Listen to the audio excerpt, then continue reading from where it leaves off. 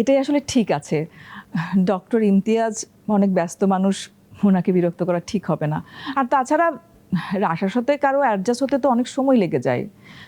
রাশা, তার থেকে একটা কাজ কর, তুই বরং একা একা রিভিশন কর, কেউ তোকে ডিস্টার্ব করবে না।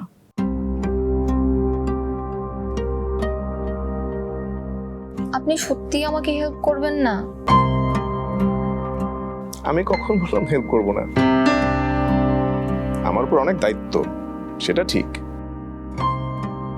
কিন্তু সেই সকল দায়িত্বের মধ্যে এটাও তো একটা বড় দায়িত্ব না, যে আমি নেক্সট জেনারেশনকে একটু হেল্প করব।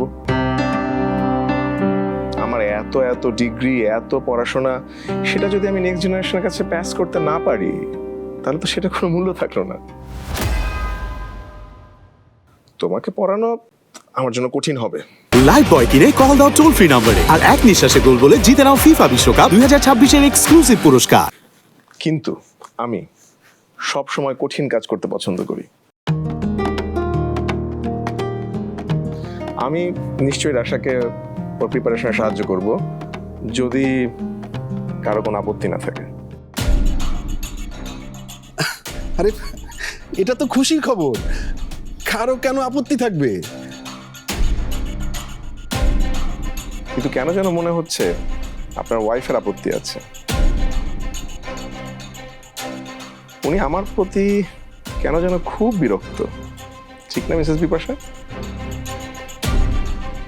কেন? ওর কেন আপত্তি থাকবে? আপনার সাথে তো ওর কোনো পুরনো শত্রুতা নেই, তাই না? কি বলো বিপাশা?